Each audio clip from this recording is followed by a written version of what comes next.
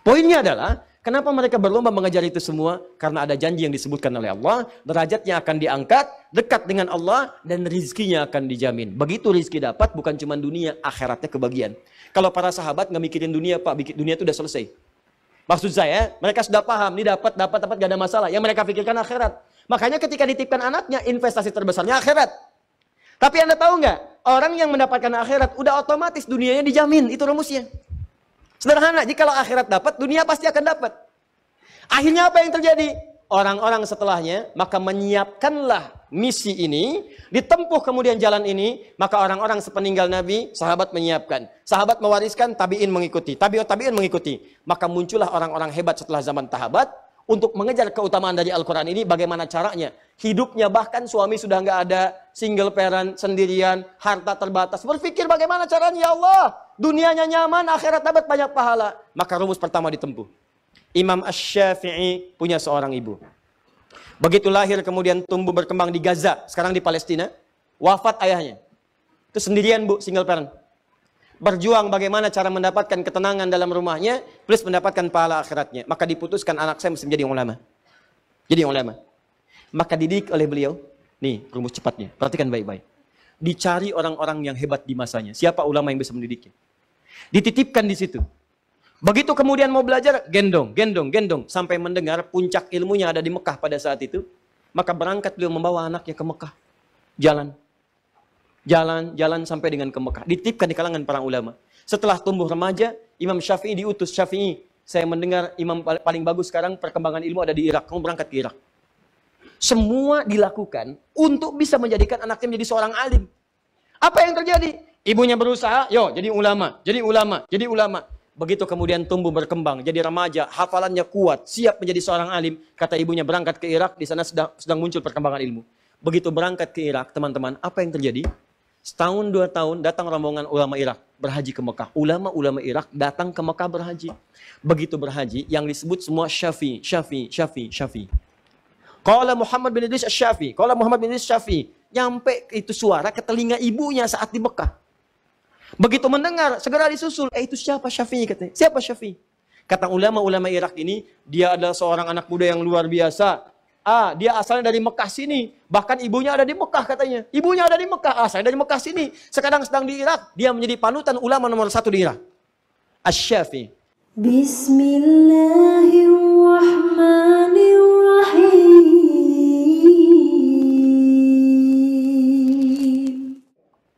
Baik.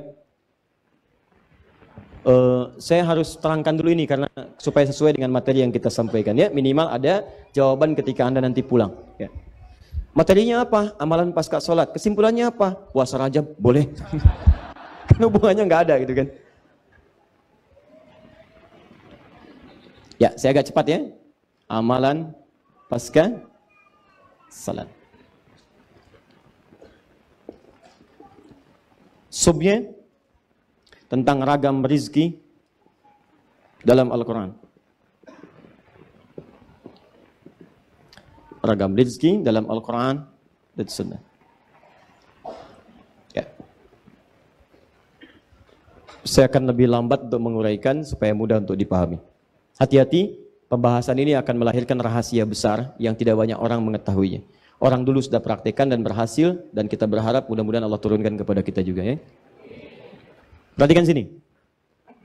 Hadis riwayat Ibnu Majah nomor hadis 925 yang telah kita bahas di pertemuan lalu, bahwa ada doa yang sering dibacakan oleh Nabi sallallahu alaihi wasallam setiap selesai menunaikan salat.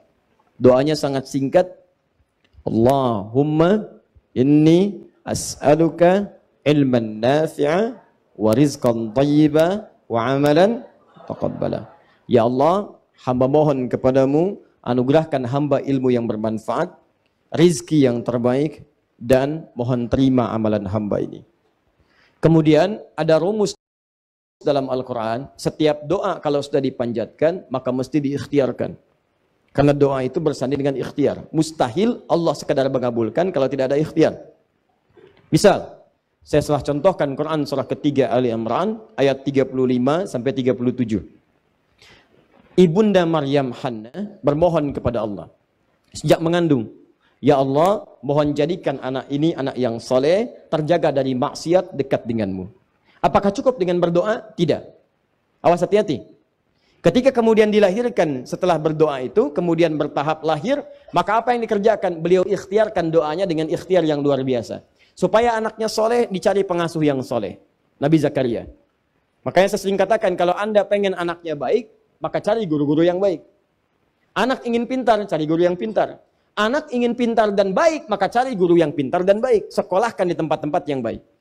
Yang kedua, ibu bapaknya bikinkan mihrab, tempat untuk belajar khusus dan tidak terganggu dari perbuatan yang kotor. Ini rumus pada kita. Begitu anak lahir, Anda didik, carikan guru yang baik, cari sekolah yang baik, yang selain membuat dia pintar, mendekatkan dia dengan Allah Subhanahu wa taala. Itu rumus. Tapi poinnya, doa tidak dicukupkan dengan permohonan, tapi harus disandingkan dengan ikhtiar. Maka demikian pula ketika kita meminta, ya Allah, berikan saya ilmu yang bermanfaat. Kita telah bahas di pertemuan yang lalu, bagaimana cara mendapatkan ilmu sesuai dengan doa yang telah kita mohonkan. Nah, ketika kita berkata, ya Allah, anugerahkan saya rizki terbaik. Maka Allah tawarkan, ini ada 8 jenis disebutkan dalam Al-Quran. 8 jenis rizki yang kalau kemudian kami lakukan, kamu lakukan ikhtiarnya dengan 8 cara ini, maka kata Allah, saya akan limpahkan kepadamu rizki tanpa batas. 8 jenis ini, sebagian telah kita bahas. Kemarin kita bahas rizki dengan cara bersyukur. Sekarang kita akan bahas satu rahasia dalam Al-Quran. Yang kalau Anda lakukan ini, maka rizki bukan hanya Allah berikan pada orang itu, tapi semua anggota keluarga dan kerabatnya akan diberikan bagiannya. Jadi yang dapat satu orang, yang mengerjakan satu orang, tapi yang kebagian hampir semua yang terkait dengan kehidupannya. Bapaknya bisa dapat, ibunya dapat, yang hebat, adiknya dapat, kakaknya dapat, temannya bisa dapat, gurunya bisa dapat. Rahasianya ada di Quran surah 17 ayat 31. Paling kanan sebelah atas. Quran surah 17 Al-Isra ayat 31.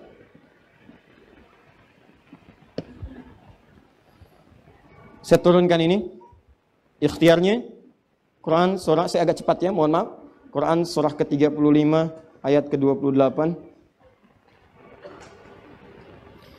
Kemudian yang kedua bisa diturunkan ke Quran surah ke-35 juga. Ayat 32, turunan yang ini, Quran, kita ambil surah ke misalnya 54, ayat 17, ini selalu terbawa, 22, 32, 40, kemudian turunan akhirnya ada di Quran, surah ke-13, ayat 23 sampai 24. Kalau Anda naikkan ke sini, yang ketiganya, Quran, surah ke-4, misalnya, ayat ke-69. Kemudian turunan yang keempatnya bisa diambil Quran surah ke-49 ayat 13. Kalau pengen rumus paling cepat juga bisa Quran surah ke-30 ayat 21. Ya. Ini 5 caranya. Anda akan berdoa, ya Allah, anugerahkan saya rezeki terbaik. Lalu Allah berikan jalan, 8 jalan. Ini cara mendapatkan rezeki terbaik. Kamu kerjakan. Kalau kamu kerjakan ini, awas. Kata Allah, saya buka 8 jenis. Kalau kamu kerjakan ini, bukan cuma kamu yang dapat. Orang-orang di sekitar kamu pun akan mendapatkan bagiannya. Baik. Apa di antaranya? Ya, nomor selanjutnya, sebelumnya telah kita bahas bagian-bagian yang lain. Sekarang kita masuk pada yang lainnya. Quran surah 17 ayat 31. Perhatikan kalimatnya. Wala taqtulu auladakum khasyata imlaq. Ada ayatnya? Nahnu narzuquhum wa iyyakum. Inna qatlahum kana khita'an kabira. Ada ayatnya? Baik, perhatikan baik-baik. Saya buka sedikit dulu pendahuluannya.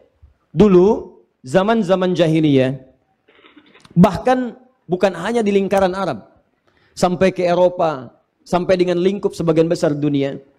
Itu kalau ada orang tua kemudian melahirkan anaknya dan merasa bahwa ekonominya terhimpit, tidak terlampau kuat, hartanya merasa belum cukup untuk bisa menghidupi anaknya, maka tidak ada pilihan di benak mereka kecuali untuk menghabisi anak keturunannya.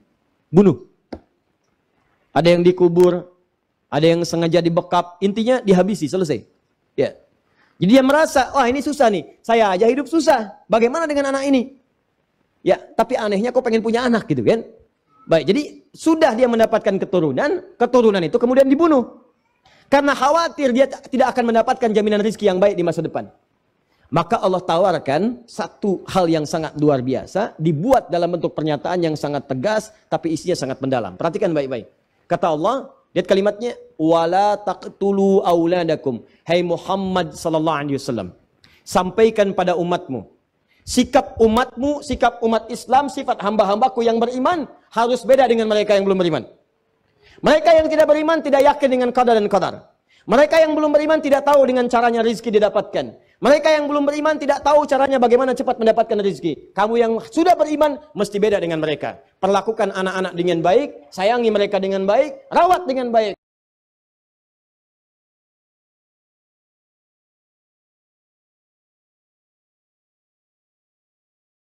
Jangan khawatir masalah rezekinya. Kata Allah, ketika saya anugerahkan keturunan bagi setiap hamba-hambamu yang beriman.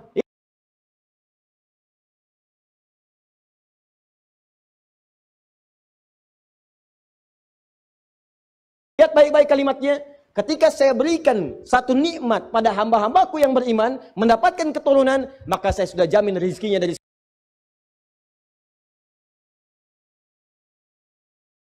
setiap yang dilahirkan itu. Saya jamin rezekinya. Perhatikan baik-baik.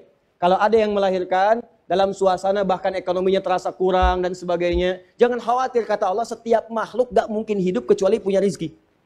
Jangankan manusia, hewan ada, yang melata ada. Pertemuan lalu saya gambarkan bagaimana cicak dengan nyamuk. Cicak dapat rezeki, rezekinya nyamuk. Nyamuknya terbang, cicaknya tidak.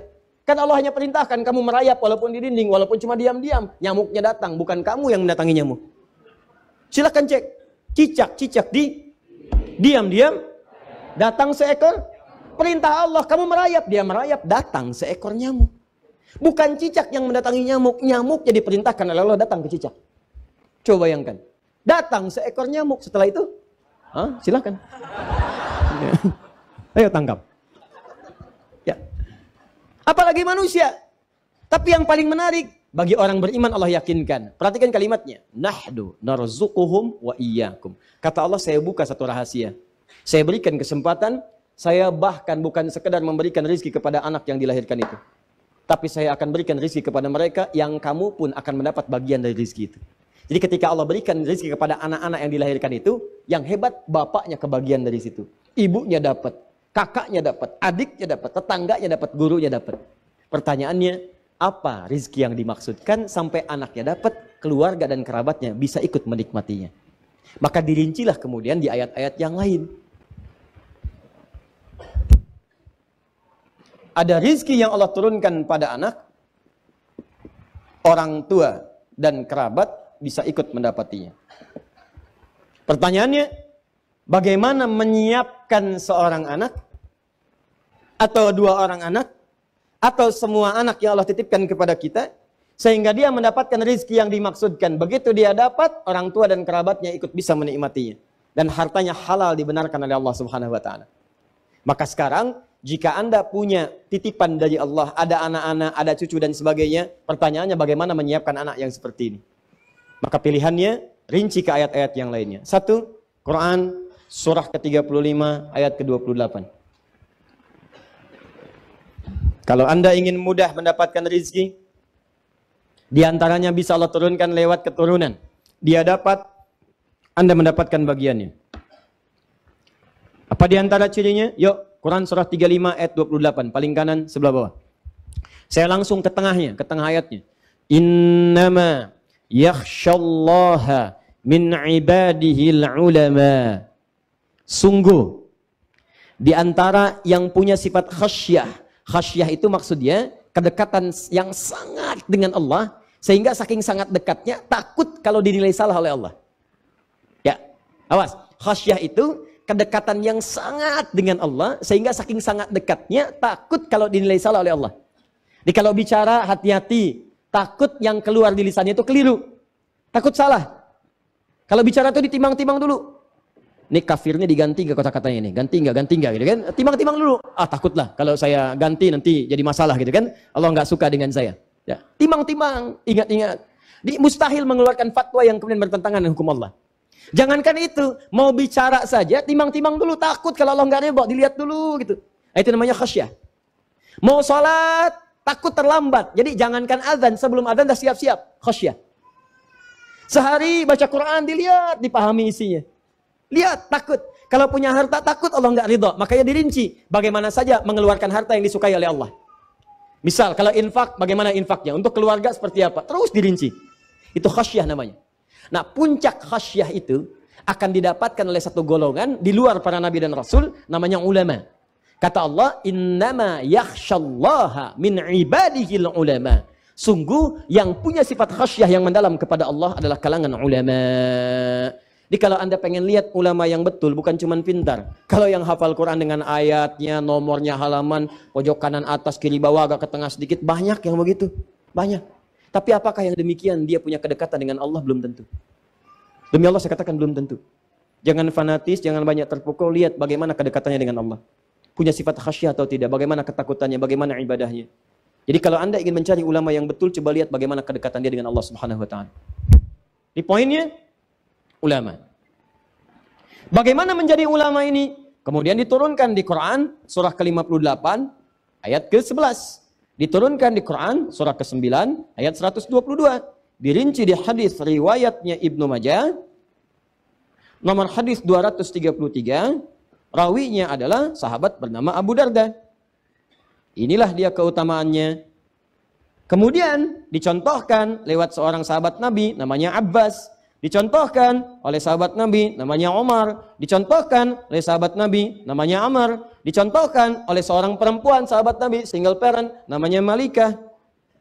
Punya suami namanya Malik. Punya anak namanya Anas. Malikah punya anak namanya Anas, maaf. Anas, Abbas, Umar, Amr punya anak namanya Abdullah. Lihat baik-baik. Di Quran surah 35 ayat 28 disebutkan, ulama itu kalangan yang sangat dekat dengan Allah. Dekat Allah. Sekarang lihat rumusnya nih, pelan-pelan. Bukankah orang yang dekat dengan direktur mudah mendapatkan kenikmatan di kantornya? Bukankah orang yang dekat dengan pejabat mudah mendapatkan akses jabatannya? Betul? Bukankah orang yang dekat dengan ustadz mudah mendapatkan akses ke ustadz? Bukankah orang yang dekat dengan majlis ta'lim mudah mendapatkan akses di majlis ta'lim? Sekarang kalau orang dekat dengan Allah, apa yang tidak mudah bagi Allah? Siapa pemilik ilmu? Siapa pemilik rezeki? Siapa pemilik kemudahan? Maka secara logika sederhana, orang-orang yang paling dekat dengan Allah, maka tidak usah berpikir tentang rezeki, karena sebelum dia pikirkan, Allah sudah penuhi semua kebutuhannya. Maka tidak ada yang paling dekat kata Allah dari kalangan manusia selain Nabi dan Rasul dengan Allah Subhanahu wa taala kecuali kalangan para ulama. Makanya di hadis Ibnu Majah nomor hadis 233 disampaikan oleh sahabat Abu Darda dari Nabi SAW, para ulama itu disebut pewaris para nabi. Perhatikan kalimatnya. Wa innal ulama'a warathatul anbiya wa innal anbiya'a lam yurithu dirhaman wala dinaran walakinnahum warathul ilma fahadhuhu bihadhin wafir. Sungguh para ulama itu pewaris para nabi. Para nabi itu tidak mewariskan dinar dan dirham, tapi mewariskan ilmu. Makanya kalau Anda pengen kata Nabi, perhatikan kalimatnya, ambillah ilmu warisan Nabi itu. Nih saya tanya ya, antum ya. Antum dapat warisan dari orang tua. Orang tua antum nih, bukan Nabi, bukan Rasul. Mewariskan harta 1 miliar. Mau diambil gak? Ambil. Sekarang Nabi antum ngasih warisan, mau diambil gak? Ambil. Manusia biasa ngasih warisan diperebutkan. Masa warisan Nabi gak direbutin? Kalau orang akalnya sehat, kalau orang pintar, perhatikan baik-baik. Orang pintar itu pasti akan memilih yang paling prioritas. Ini orang biasa ngasih warisan, direbutin. Kenapa Nabi yang super, Nabi yang istimewa ngasih warisan, nggak pada direbutin? Ini ada warisan Nabi, namanya ilmu. Orang yang dapat ilmu disebut dengan alim, jamaknya ulama. Kata Nabi, ulama itu pewaris saya. Saya nggak wariskan uang, saya nggak wariskan harta, dinar dan dirham. Saya wariskan ilmu, ambil itu. Ketika ilmu itu diambil, maka Allah akan angkat derajatnya. Quran surah ke-58 ayat 11.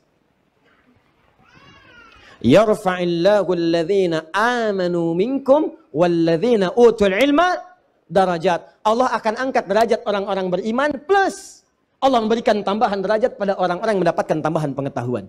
Dia orang berilmu itu ketika dia naik status jadi ulama, alim, dekat dengan Allah, pewaris Nabi, Allah angkat derajatnya. Begitu derajat diangkat, angkat derajatnya, maka dia akan mendapatkan perlakuan istimewa lebih daripada hamba biasa. Silahkan cek. Ingat ya, kalau Anda diangkat derajat oleh manusia, belum tentu manusia lain mengenal Anda. Anda disanjung oleh orang tanah kusir, orang tanah suci, belum tentu kenal Anda. Silahkan. Ana Saiful min Bendi tanah kusir. Tanah kusir, kata orang Arab. Ya kenal. Tanah kusir. Silahkan. Jangankan tanah suci, ya, tanah abang yang nggak kenal itu kan. Anda pindah lagi, nggak ada yang angkat. Tapi kalau Allah angkat derajat Anda, siapa yang tidak menyanjung Anda? Silahkan cek. Melewati zamannya, masih dikenal. Silahkan. Anda kenal Umar bin Khattab? Kenal. Padahal mimpi aja nggak pernah ketemu. Lihat aja enggak, kenal tuh. Udah lewat 15 abad. Beliau bukan Nabi, bukan Rasul, tapi sekarang masih dikenal. Ali bin Abi Thalib dikenal. Sekarang kita ambil yang bukan sahabat. Al-Imam Syafi'i, Al-Imam Abu Hanifah, Imam Malik, Imam Ahmad, bukan kalangan sahabat, dikenal sampai sekarang. Ar-Rafi'i dikenal. Orang-orang soleh dikenal. Bahkan yang hidup kemudian, yang baru wafat beberapa masa lalu masih dikenal.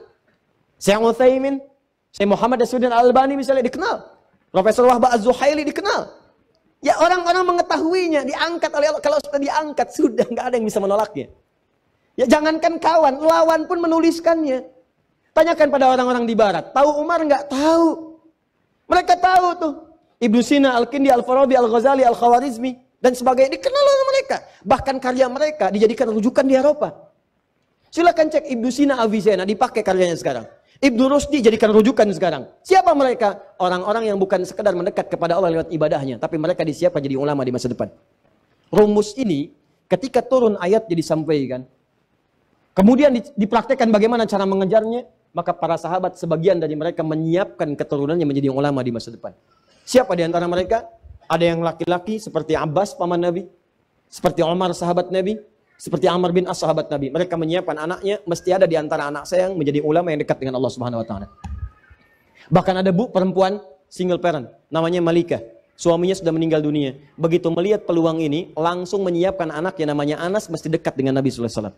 Dia mesti menjadi alim, ulama dekat dengan Allah. Apa yang terjadi? Perhatikan baik-baik ini. Kalau anak-anak yang lain dibawa bapaknya taklim pulang, Abbas nyimpan anaknya di majelis Nabi. Abbas paman Nabi. Saya nggak bisa nih ikut terus majelis Nabi, saya punya kesibukan, saya kerja, saya bisnis. Tapi saya belajar weekend, saya ke tempat Nabi.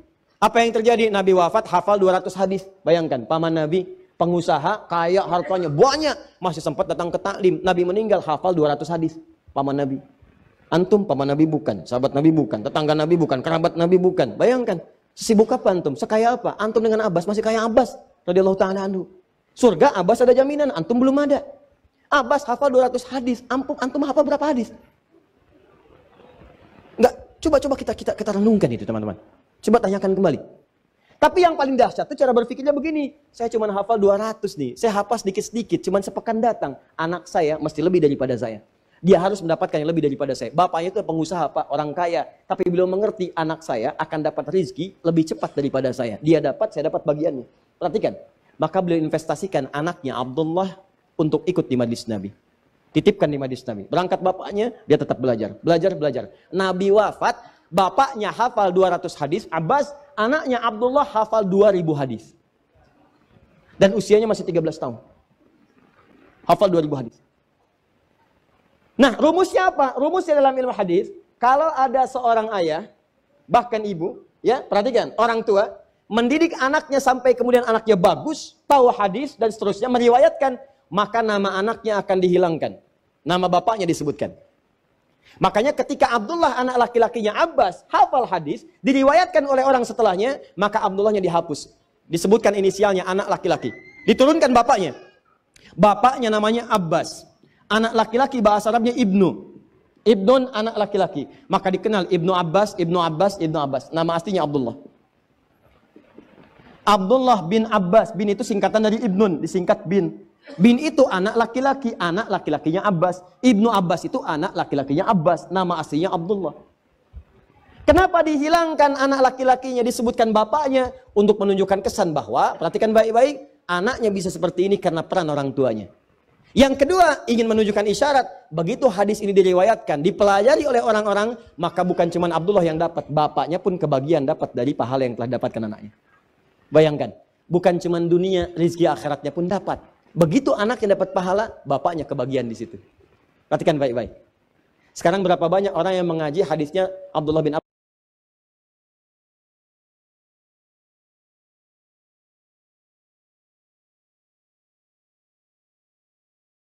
Abbas radhiyallahu ta'ala anhuma. Umar bin Khattab, saya pengen lebih daripada Abbas. Abbas anaknya datang ke majelis ilmu. Anak saya harus ngintip Nabi sejak berangkat dari tempatnya. Bikin beliau rumah saat di Madinah, di depan rumahnya Nabi SAW. Dibikinkan kamar. Kamar anaknya menghadap ke arah rumah Nabi. Dibikin jendela, jadi tahu persis. Begitu kemudian Nabi keluar rumah, sudah tahu bagaimana cara jalannya.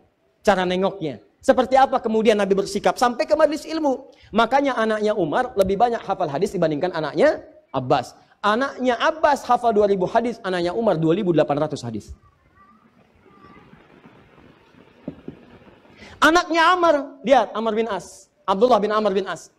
Anaknya Abbas tahu kemudian hadis, tahu tafsir. Anaknya Umar ngintip-ngintip Nabi, tahu juga hadis. Anak saya mesti tambah hadis plus fikih. Maka sejak kecil diajarkan langsung hadis fikih, hadis fikih, hadis fikih. Usia 9 tahun udah minta ke bapaknya, "Pak, saya pengen nikah karena saya sudah hafal bab nikah." Paham fikih dan sebagainya. Anak Abbas nunggu di majelis ilmu. Anak Umar dibikinkan rumah. Malikah seorang single parent. Satu anak. Punya anak namanya Anas. Beliau melihat yang satu ke majelis Nabi, yang satu ngintip-ngintip. Anak saya nggak usah nunggu, nggak usah ngintip, datang ke rumah Nabi.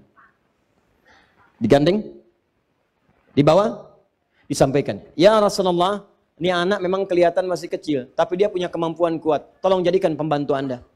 Tolong jadikan pembantu Anda. Nanti kalimat ini akan ditiru oleh orang-orang setelahnya untuk mencari celah bagaimana caranya anak ini bisa dekat dengan ulama. Maka cara paling mudahnya bawa ke rumahnya supaya mempelajari semua apa yang ada dalam rumahnya. Jadi kalau di luar rumah cuma lihat di luar saja. Tapi kalau di dalam rumah kan kelihatan semuanya. Bagaimana saat akan tidurnya, bagaimana saat makannya, bagaimana saat minumnya, dan sebagainya. Maka Nabi tersenyum, beliau tahu. Kata ibunya ini, kata Malikah, ambil anak saya sebagai pembantu. Nabi tahu. Ini paling pengen belajar. Pengen belajar. Kata Nabi, ya dia boleh membantu saya. Datang ke rumah. Belajar di rumah Nabi. Setelah Nabi wafat, membantu Nabi wafat, maka setelah wafat itu ditanya, "Hei Anas, selama kamu membantu Nabi, apa kalimat yang paling sering didengar dari Nabi?" Kata Anas, "Tahukah kalian, selama saya membantu Rasulullah, hanya satu kalimat yang sering saya dengar dari Nabi. Ya Anas, madza akhdumuka?" Anas, apa yang bisa saya bantu? Rasulullah SAW. Anas, apa yang bisa saya bantu? Oh, kalau ada pembantu begitu enak banget ya, Pak. Datang ke rumah, saya pengen jadi pembantu. Apa yang bisa saya bantu? Wah, karena semua dikerjain sendiri. Piring, selesai makan, bisa cuci. Ada yang kemudian sobek, jahit, bisa jahit sendiri itu. Ya, itu yang luar biasa. Dan Anas kemudian meriwayatkan hadis yang sangat banyak setelah peninggal Nabi SAW. Poinnya adalah, kenapa mereka berlomba mengajar itu semua? Karena ada janji yang disebutkan oleh Allah, derajatnya akan diangkat, dekat dengan Allah, dan rizkinya akan dijamin. Begitu rizki dapat, bukan cuma dunia, akhiratnya kebagian. Kalau para sahabat nggak mikirin dunia, Pak, dunia itu udah selesai. Maksud saya, mereka sudah paham, ini dapat, gak ada masalah. Yang mereka pikirkan akhirat. Makanya ketika dititipkan anaknya, investasi terbesarnya akhirat. Tapi Anda tahu nggak? Orang yang mendapatkan akhirat, udah otomatis dunianya dijamin. Itu rumusnya. Sederhana, jika akhirat dapat, dunia pasti akan dapat. Akhirnya apa yang terjadi? Orang-orang setelahnya, maka menyiapkanlah misi ini, ditempuh kemudian jalan ini, maka orang-orang sepeninggal Nabi, sahabat menyiapkan. Sahabat mewariskan, tabi'in mengikuti. Tabi'in mengikuti. Maka muncullah orang-orang hebat setelah zaman sahabat, untuk mengejar keutamaan dari Al-Quran ini, bagaimana caranya? Hidupnya bahkan suami sudah nggak ada, single parent, sendirian, harta terbatas. Berpikir bagaimana caranya, ya Allah, dunianya nyaman, akhirat dapat banyak pahala. Maka rumus pertama ditempuh. Imam Asy-Syafi'i punya seorang ibu. Begitu lahir kemudian tumbuh berkembang di Gaza, sekarang di Palestina, wafat ayahnya. Itu sendirian bu, single parent. Berjuang bagaimana cara mendapatkan ketenangan dalam rumahnya, plus mendapatkan pahala akhiratnya. Maka diputuskan anak saya mesti menjadi ulama. Jadi ulama. Maka dididik oleh beliau, nih rumus cepatnya, perhatikan baik-baik. Dicari orang-orang yang hebat di masanya. Siapa ulama yang bisa mendidiknya? Dititipkan di situ. Begitu kemudian mau belajar, gendong, sampai mendengar puncak ilmunya ada di Mekah pada saat itu. Maka berangkat beliau membawa anaknya ke Mekah. Jalan sampai dengan ke Mekah. Dititipkan di kalangan para ulama. Setelah tumbuh remaja, Imam Syafi'i diutus. Syafi'i, saya mendengar imam paling bagus sekarang perkembangan ilmu ada di Irak. Kamu berangkat ke Irak. Semua dilakukan untuk bisa menjadikan anaknya menjadi seorang alim. Apa yang terjadi? Ibunya berusaha, yo jadi ulama, jadi ulama, jadi ulama.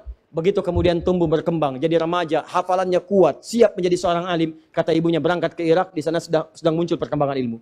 Begitu berangkat ke Irak, teman-teman, apa yang terjadi?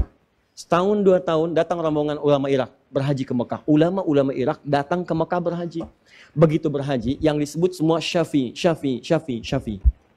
Qala Muhammad bin Idris Asy-Syafi'i, qala Muhammad bin Idris Asy-Syafi'i. Nyampe itu suara ke telinga ibunya saat di Mekah. Begitu mendengar, segera disusul. Itu siapa Syafi'i katanya? Siapa Syafi'i? Kata ulama-ulama Irak ini, dia adalah seorang anak muda yang luar biasa. Dia asalnya dari Mekah sini. Bahkan ibunya ada di Mekah katanya. Ibunya ada di Mekah, asalnya dari Mekah sini. Sekarang sedang di Irak. Dia menjadi panutan ulama nomor 1 di Irak. Asy-Syafi'i. Kata ibunya, tahukah engkau Syafi'i itu anak saya? Tahukah engkau Asy-Syafi'i anak saya? Begitu tahu Syafi'i anaknya, oh Masya Allah anak ibu. Langsung ibunya dihormati. Oh langsung dimuliakan macam-macam. Perhatikan, Syafi'i yang berhasil, ibunya yang disanjung. Yang paling dahsyat, perhatikan baik-baik. Kata ibunya, tolong kalau kamu kembali ke Irak, sampaikan pada Asy-Syafi'i, dia telah saya izinkan kembali ke sini. Dia telah saya izinkan kembali ke sini. Padahal waktu berangkat ke Irak, tadi sebelum saya sebutkan, padahal waktu berangkat, kata ibunya, Syafi'i, kamu belajar ilmu ke Irak, gak usah pulang ke sini. Gak usah pulang. Kamu belajar ilmu ke Irak, gak usah pulang. Saking pengennya anak jadi ulama, gak usah pulang, kata ibunya. Kesana aja. Begitu sudah mendengar Syafi'i jadi ulama, kata ibunya kepada ulama Irak, katakan pada Syafi'i, dia boleh pulang sekarang. Pada kalimat awalnya, gak usah pulang. Bahkan ada riwayat mengatakan, nanti aja ketemunya di surga di akhirat. Berangkat aja, nanti ketemu di surga di akhirat. Begitu mendengar anaknya sudah jadi ulama, silakan pulang. Begitu disampaikan kepada Asy-Syafi'i di Irak, senangnya luar biasa. Kata Asy-Syafi'i, saya akan pulang.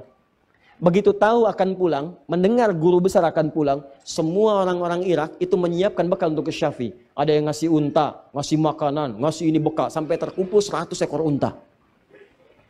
Plus dengan isinya. Bayangkan, Asy-Syafi'i nggak pernah tercatat. Asy-Syafi'i pernah kerja di perusahaan A. Asy-Syafi'i pernah berdagang. Asy-Syafi'i pernah bisnis. Disiapkan jadi ulama, begitu mau pulang ke Mekah, semua perangkatnya disiapkan langsung. Allah turunkan. Semua orang ngasih. Berangkat. Kitabnya kemudian dibawa di tangannya, naik beliau ke untanya, 100 ekor unta ngikutin plus dengan murid-muridnya. Begitu sampai di gerbang Mekah belum sampai ke Mekah, kan ada batas haram ya? Ada batas haram. Begitu sampai di batas itu, beliau mengutus santrinya, tolong berikan kabar kepada ibu, saya sudah dekat, saya akan datang. Ini sunnah ya, ingat ini sunnah. Sunnah kalau Anda ingin berkunjung pada siapapun, kabari dulu. Kabari supaya dia siap-siap, jangan bikin kejutan. Justru kejutan itu dalam Islam nggak diperkenankan.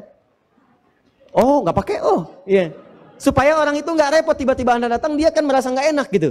Ya. Jadi kalau bisa tuh sampaikan, agak dekat-dekat nggak apa-apa, saya di jalan nih mau berkunjung, itu sunnah. Sunnah sampaikan, supaya dia bisa siap-siap. Begitu diutus santrinya datang kepada ibunya, diketok, disampaikan, siapa kamu? Saya muridnya Syafi'i. Beliau sudah di perbatasan akan datang ke sini, menemui ibu. Syafi'i bawa apa? Masya Allah bu, Syafi'i jadi orang hebat. Sekarang begitu datang, orang ngirim-ngirim unta. Ada 100 ekor unta dengan beliau, lengkap dengan isinya. Saya suruh dia ke Irak untuk belajar, bukan cari unta. Bilang sama Syafi'i, gak usah datang ke sini, balik lagi ke Irak. Bilang sama Syafi'i, gak usah datang, balik lagi. Muridnya bengong. Balik lagi, ketika bertemu Imam Syafi'i disampaikan, Syekh, gimana tadi? Kata ibu, balik lagi ke Irak. Balik lagi. Kamu bilang apa sama ibu saya? Saya bilang, Syekh, udah jadi saya besar, ulama besar, datang dengan 100 ekor unta. Kamu salah. Kenapa kamu bilang begitu? Maka diutus lagi yang lain, kamu datang ke ibu saya, kalau tanya, bilang, Syafi'i telah bawa kitab. Datang dari Irak, bawa kitab. Dan saya katakan, berikan semua unta ini, semua sedekahkan untuk orang Mekah yang membutuhkan. Berikan semuanya. Maka Syafi'i perintahkan 100 ekor unta itu dengan semua isinya dibagikan ke orang-orang Mekah, disedekahkan. Tinggal 1 kitab dengan beliau di tangannya. Katakan pada ibu saya, Syafi'i datang pulang dengan membawa kitab di tangannya, nggak bawa unta lagi. Datang muridnya, begitu datang ke ibunya, Bu, kamu siapa? Santrinya Syafi'i. Saya kan tadi katakan, pulang ke Irak, nggak usah ke sini. Bu, Syafi'i udah nggak bawa unta, cuma bawa kitab di tangannya. Oh, kalau begitu silakan pulang. Maka Syafi'i datang, membawa kitab di tangannya, jadi ulama besar, dan fatwanya ditunggu-tunggu. Maka sejak saat itu teman-teman sekalian, apa yang terjadi?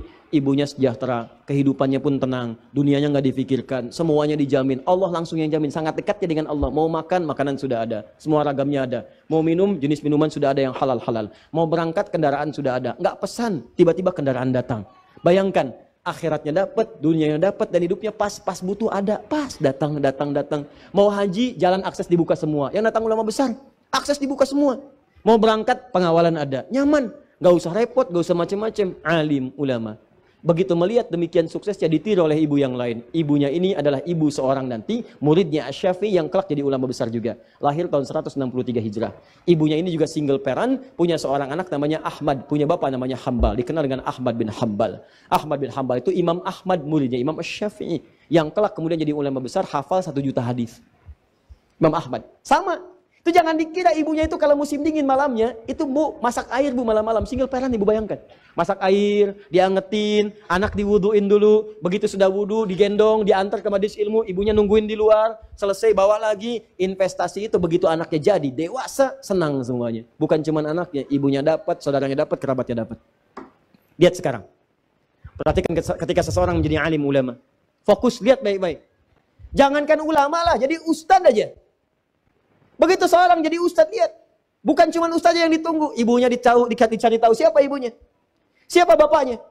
Setiap yang dekat dengannya jadi akses. Kakaknya, adiknya, kerabatnya, tetangganya. Setiap bahkan yang nggak ingat, jadi ingat sekarang. Oh, saya pernah sekelas dengan dia di SD. Saya pernah sekelas dengan dia di SMP. Saya pernah tetangga dia. Saya pernah gini dia. Dan sebagainya. Padahal sebelum jadi ustadz, belum tentu kenal. Semua itu bisa terbuka. Dan yang paling dahsyat teman-teman sekalian, begitu anak Anda masuk dalam kategori alim ulama, maka semua kebutuhan dunia akan dicukupkan oleh Allah. Ringan. Silahkan cek. Mau haji, orang nunggu 25 tahun. Ini dicari-cari. Pak bisa nggak bimbing kami? Pak bisa nggak travel gini? Boleh saya haji, tapi boleh nggak ibu saya ikut? Pak jangankan ibu, bapak ikut boleh, kakak ibu boleh, anak boleh, silahkan. Bapak kami kasih kuota deh, 10 orang, silahkan ikut. Orang nunggu 25 tahun, dia cuma nggak nunggu, ditawarin, 10 orang boleh ikut. Saya ini ulama bukan, syekh bukan, ustadz ilmu masih dikit. Tiba-tiba ketemu dubes Saudi. Syekh Hadi, ini ada yang mau haji. Terus gimana? Antum ikut ya, berangkat. Antum jadi amir. Amir. Gimana saya amir? Saya kan bukan ulama besar, bukan biasa-biasa, ilmu saya sedikit. Pokoknya antum ikut. Terus bagaimana dengan yang lain? Yang lain siapa? Saya punya ibu, saya punya kakak. Saya berikan 24 jatah. Anda bayangkan, saya ini ustadz kecil, ilmu masih sedikit. Ulama juga bukan, saya juga bukan. Anda bayangkan, cuma berusaha untuk belajar sedikit-sedikit, dapat sedikit, dikasih jatah haji plus 24 orang. Kemarin kami berangkat. Teman-teman dari Akhir TV, ada yang ustadz, ada yang ini lagi, ada yang macam-macam berangkat. Dan saya lihat, Masya Allah, ternyata teman-teman saya ustadz semua. Ustadz Fulan dengan istrinya, Ustadz Fulan dengan ibunya, Ustadz Fulan dengan anaknya. Bayangkan, ternyata beliau itu, dubes yang kemarin baik orang itu, Dr. Usama itu, baik orangnya. Ternyata beliau mengumpulkan satu gelombang khusus yang beliau kemudian apresiasi dari kalangan para ulama dan tokoh-tokoh yang punya jasa terhadap Islam. Diberangkatkan tuh. Anda bayangkan, jadi kalau Anda ingin mendapatkan bagian kenikmatan, jadikan satu di antara anak-anak jadi ulama. Masa nggak ada yang jadi satupun? Makanya jangan tertipu lah dengan kebanyakan orang yang sekolahkan. Pesantren itu sekarang bagus-bagus. Pesantren bagus-bagus, jangan dikira nggak bisa bersaing. Ya silakan lihat, bahasa Inggrisnya banyak yang bagus. Lihat alumni Gontor tuh. Silakan yang jadi ketua MPR ada, yang jadi menteri ada, yang jadi dubes ada. Banyak. Bahasa Inggris bagus, bahasa Arab bagus. Ada yang Mandarin ada yang bahasa lain ada. Silakan, jangan takut, matematika ada. Yang jago matematika, jago fisika, jago kimia. Jangan dikira kalau ketika Anda jadi ulama, Anda kehilangan dunia. Tidak. Apa saya tidak belajar umum? Saya belajar. Fisika saya belajar. Kimia saya belajar. Waktu-waktu senggang saya pergi ke toko buku. Saya beli buku kimia, buku fisika saya pelajari. Ya saya belajar. Saya pahami. Saya baca juga yang lainnya. Tapi fokus kita pada apa yang Allah titipkan. Tapi yang lainnya kita pelajari. Jangan dikira Anda jadi ulama, Anda ketinggalan semua yang lain. Tidak, kita butuhkan. Ya, kalau orang tanya kan kita bisa jelaskan. Kalau ada orang berangkat haji gelombang kedua, apakah kemudian mikotnya itu di atas pesawat atau mikotnya di Jeddah, di King Abdul Aziz? Ada yang mengatakan kemudian di atas pesawat. Nah, timbul pertanyaan baru, kecepatan pesawat itu berapa? 800 mph, bisa 800 km per jam. Anda mau mikot baru mengucapkan bis, pesawat udah lewat. Psh, bagaimana hukumnya? Qasar jama 3 farsah. 3 farsah itu ukurannya berapa kilo? Bagaimana cara mengkonversinya? Kalau Anda nggak paham hitungan matematika, nggak tahu rumus fisika, bagaimana bisa mendapatinya? Ustadz itu jarak 80 kilo. Baik, sekarang kita gali lagi dengan masalahnya. Apa masalahnya? Sekarang ke Semarang, berapa jauhnya? Berapa kilo? Hitung dari sini bisa 300-400 kilo. Baik, pakai pesawat berapa? Pakai pesawat mungkin 1 jam, nyampe di sana. Sekarang ke Lebak Bulus, berapa jaraknya dari Bekasi misalnya? Dari Bekasi ke Lebak Bulus 30 kilo. Baik, 30 kilo berarti nggak nyampe 80. Boleh jamak tidak? Tidak. Boleh qasar tidak? Tidak. ke Semarang 300 kilo, boleh jamak? Boleh. Qashar? Boleh. Baik, sekarang pertanyaannya begini. Kalau ada orang ke Semarang naik pesawat, dan dari Bekasi ke Lebak Bulus naik beca. Nyampe dia berangkat dari Bekasi ke Semarang. Jarak cuma 1 jam pakai pesawat. Berangkat kemudian jam 12, nyampe jam 1, asar aja belum. Yang di sini ngayuh beca dari Bekasi ke Lebak Bulus. Berangkat jam 12. Begitu masuk jalan tol, prit, gak boleh. Jalan biasa, macet. Nyampe teman-teman berangkat jam 12. Nyampe kemudian ke Lebak Bulus itu bisa jam 4, jam 5.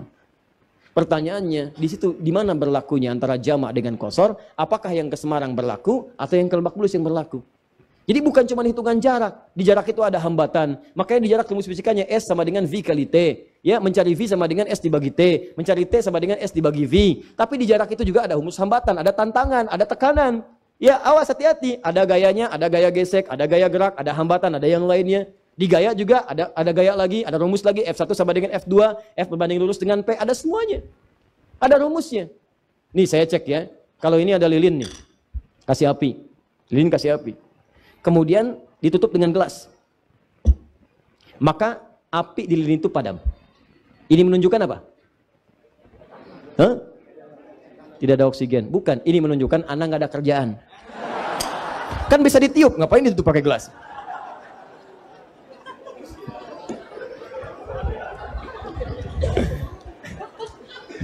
Bisa ditiup kok pakai gelas ditutup. Sudah.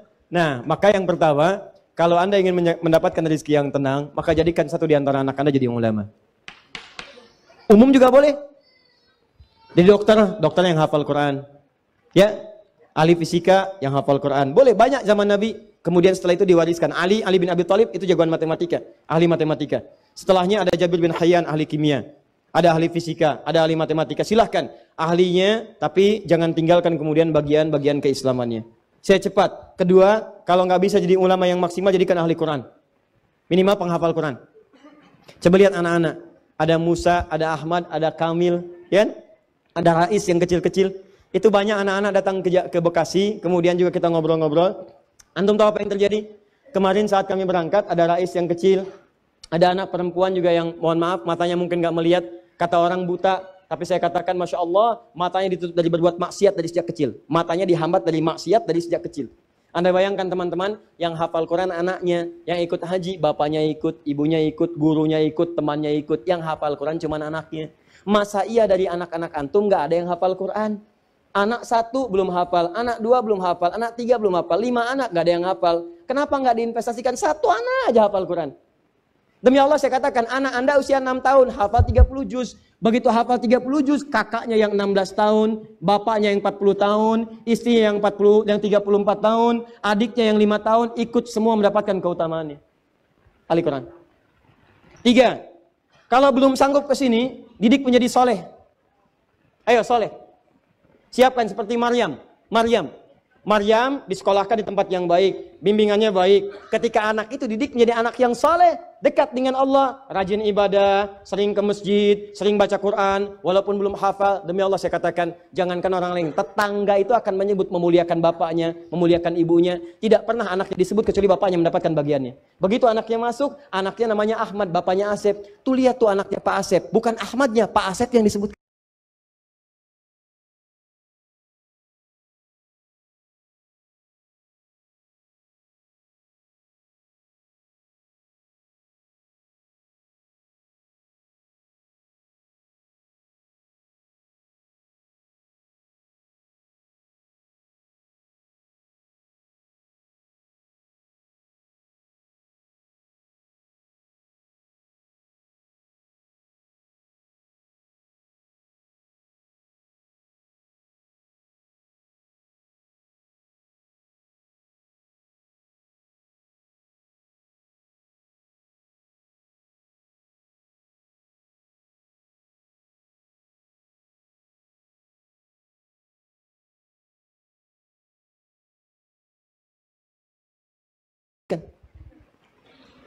Dia punya anak, anaknya Kevin. Kevin kalau bisa seperti Ahmad ya, anaknya Pak Asep. Pak Asepnya masih ikut. Silahkan cek. Di semuanya akan dapat bagiannya. Dan mudah gitu. Begitu masuk, mudah. Ke sekolah, mudah. Dan sebagainya. Kalau belum mampu juga, dekatkan dengan orang soleh, cari orang-orang baik. Begitu aksesnya dekat dengan orang soleh, maka dia akan mendapatkan kemuliaan.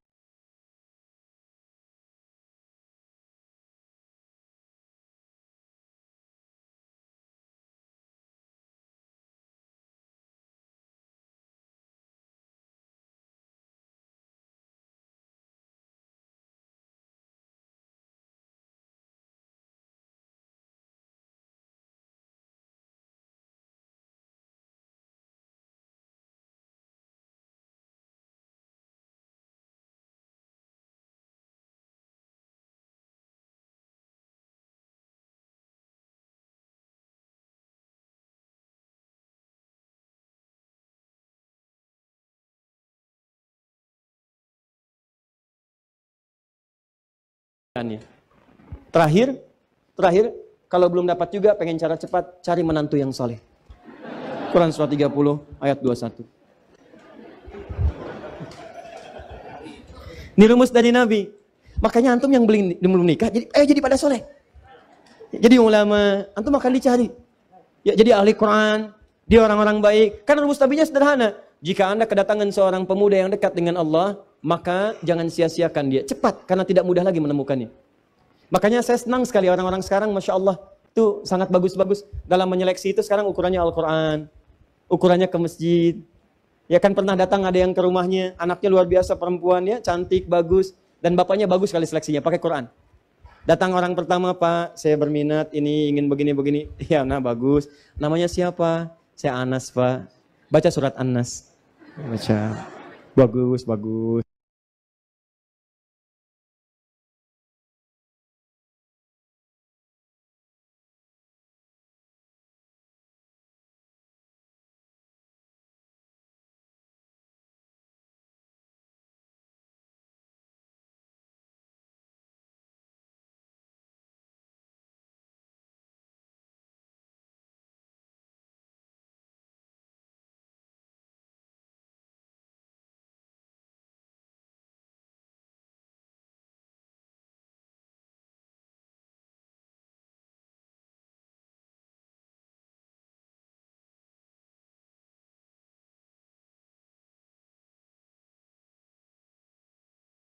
Ya, baik, mudah-mudahan kalau jodoh yaitu jadi jodoh yang terbaik. Besoknya datang lagi, Ade, ada apa? Aduh Pak, saya tuh sudah alhamdulillah ada kematangan begini-begini. Nama siapa? Torik. Baca surat At-Torik. Baca. Masya Allah. Begitu yang ketiga, tuh dia tahu info dari yang lainnya. Saya kemarin ke sana, nama saya Anas, baca Anas. Saya Torik, baca Torik. Begitu yang ini datang, wajahnya udah pucat. Ade, namanya siapa? Saya Yusuf Ibrahim, Pak.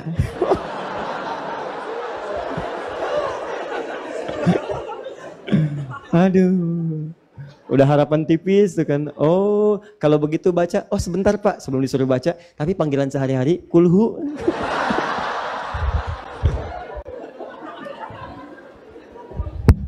Dah. Jadi ini ya gambarannya. Kalau kita ingin mendapatkan rezeki yang baik, maka didik anak-anak dengan baik. Jangan takut. Semua mendapatkan bagiannya, tapi kalau kita ingin limpahannya, maka maksimalkan apa yang bisa kita berikan untuk mereka. Saya izin menyampaikan informasi, untuk berikhtiar menjadi itu semua, mustahil kecuali orang tuanya pun berubah dulu jadi baik. Mustahil. Maka di antara ikhtiar kami selain ta'lim, insya Allah kita ingin menghadirkan nuansa Quran dalam kehidupan kita, supaya mendapatkan kemuliaannya. Quran itu banyak teman-teman. Insya Allah kalau tidak ada halangan, kita akan ada acara di bulan Maret ini. Anda boleh catat tanggalnya, tanggal 31 Maret. Saya ulang ya, 31 Maret. Di akhir bulan ini, insya Allah kita akan kedatangan ulama-ulama besar. Ada yang dari Irak, itu sampai kalau levelnya menteri agamanya lah datang ya.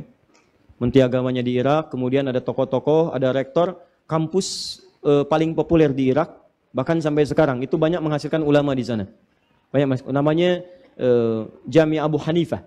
Ya, Universitas Imam Abu Hanifah, Al-Imamul A'zam. Kemudian ada juga yang dari Sudan. Sudan ini juga tokoh ulama besar, Dr. Yasir Habibullah. Dr. Yasir ini diantara tokoh yang bertugas memberikan beasiswa ke seluruh dunia untuk kuliah di Sudan. Kemudian ada dari Turki. Dari Turki ini namanya Syekh Mahmud Khair Ghabbani. Beliau ini seorang tokoh, direktur jadi aliansi universitas dunia. Jadi punya kampus-kampus di dunia, ya, bisa di Turki, bisa di beberapa negara yang bisa merekomendasikan beasiswa juga. Dan akan bawa temannya. Di antara temannya wakil menteri pendidikan di Turki, ada menteri pendidikan Lebanon, ada menteri pendidikan di Mauritania, dan ada menteri pendidikan Somalia.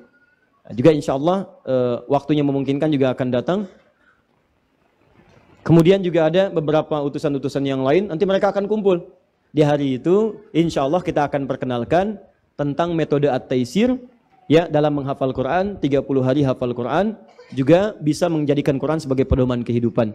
Nanti kami perkenalkan juga yang bukan menteri, yang bukan tokoh-tokoh dunia, tapi anak-anak ini insya Allah menghafal Quran dalam hitungan hari. Ya, ada yang 23 hari, ada yang 25 hari, ada yang 28 hari, ya. Dan nanti kalau antum tanya mereka, nggak pakai ayat lagi, pakainya nomor. Pakai nomor, keluar ayat-ayat dan sebagainya.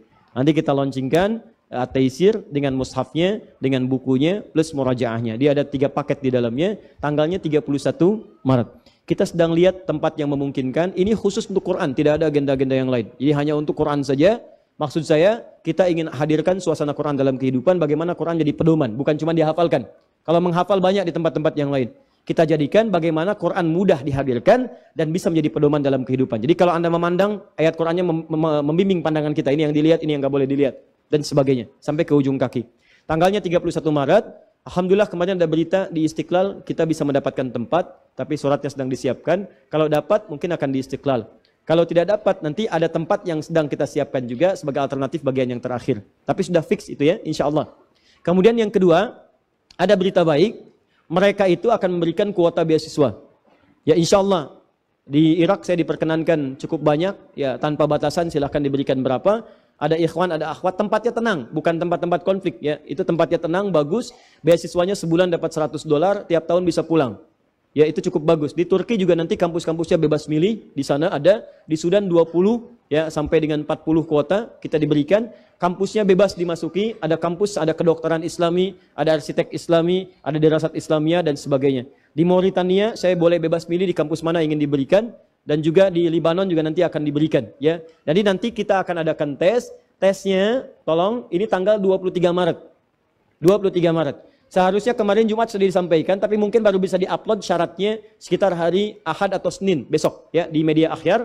Nanti akan ada syarat-syarat usianya berapa tahun, ijazahnya. Tapi kalau boleh saya sarankan, tolong ijazah, kemudian juga akta lahir, ya ijazah, akta lahir itu segera terjemahkan dalam bahasa Arab. Jadi nanti begitu Anda dinyatakan lulus, bulan Aprilnya, akhir April, itu akan ada ulama datang ke sini sekaligus membimbing Anda untuk berangkat ke negaranya masing-masing.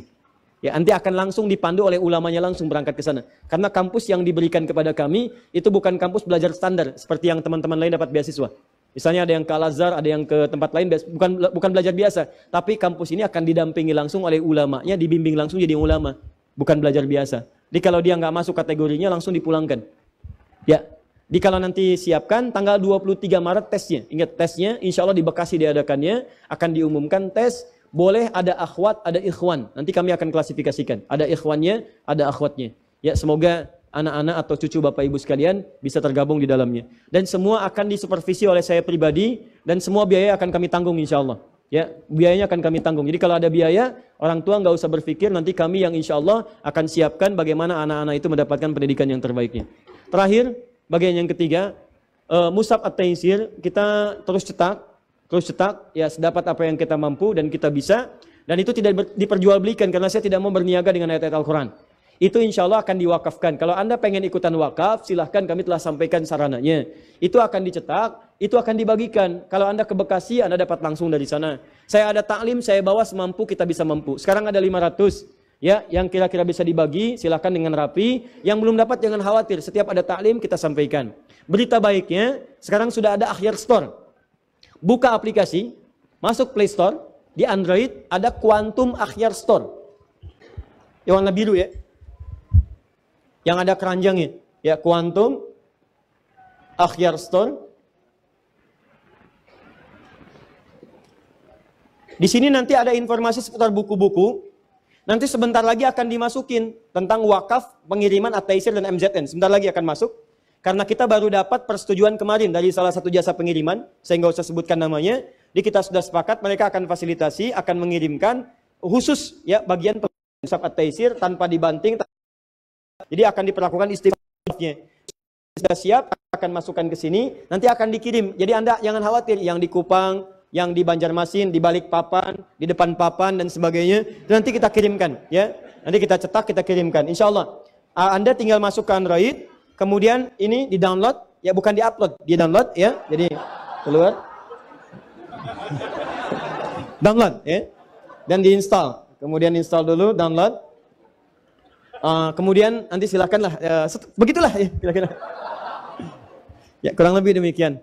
Saya kira itu teman-teman sekalian informasi yang disampaikan.